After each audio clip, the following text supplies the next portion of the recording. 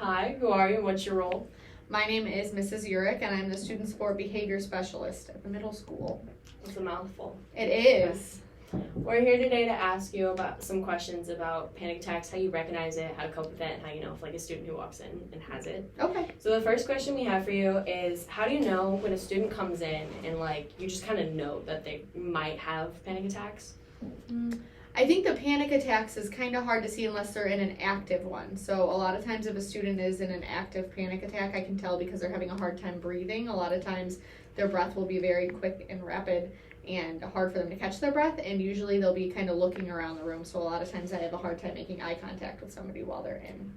Well, I guess that kind of leads us into our second question. It's, what are some signs that you personally recognize in students and just other colleagues and people in the world, like that they do have panic attacks or when they're having panic attacks? How do you kind of like just recognize that they're in one and they're in like a state of panic? Like in an active one Yeah. at the moment. I would say the first sign is usually that breathing and kind of looking around too.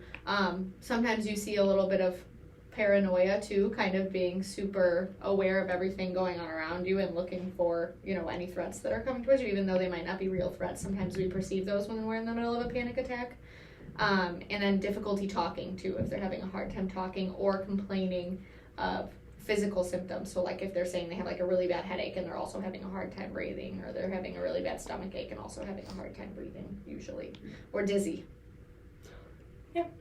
Is that what you're looking for? Been there, done that. Yeah. Okay. Sound And familiar? then our last question we have for you is a little bit more in depth. It's Okay. like coping advice you would give to somebody, whether it's they are in a panic attack, like square breathing or like seeing things around the room. What are like your top ones that you tell people? Yeah, that's a good question. So I think what's helpful to know when you think about that is when you're in a panic attack, usually that person is experiencing some kind of threat, whether or not it's a real threat. There's some kind of perception of danger. So when that happens in our brain, and it's way more complicated than I can put into words, but our brains end up losing all the blood from the most important areas that are responsible for like making decisions and problem solving.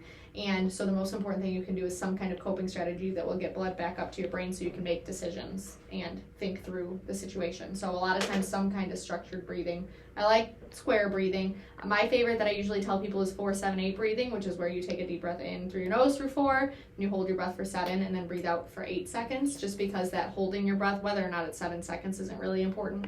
But when you hold your breath, it causes your body to kind of slow down and your heart to slow down so you can get some of that blood back into your brain and think clearly.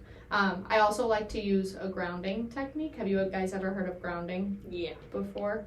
Okay, so grounding is kind of like bringing yourself back to the present moment. So a lot of times when we're having anxiety or panic attacks, we're not really in the present moment. We're somewhere else completely. We're in our head. So helping yourself reorient to being right here is helpful. So sometimes that's describing something in the room, talking about the texture, the appearance, or the smell of something, being able to focus on something here and now.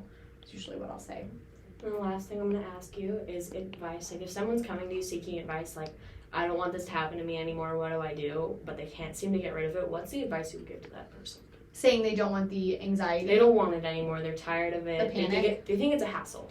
The panic or something panic. else happening. Panic. They don't like having panic attacks. They don't like it. They want it to be gone, but they can't seem to get rid of it. What's the advice you would give to them? I usually will try to figure out what the triggers are for it, because usually people will have a pattern of what's leading to that panic. So try to figure out what usually happens right before you get into that panic attack, and is there some kind of solution to whatever the trigger is so we don't get to that point anymore. And then I'll also usually teach them some coping strategies, because even if you address those triggers, every now and then a panic attack might come up. So have some strategies to work through it.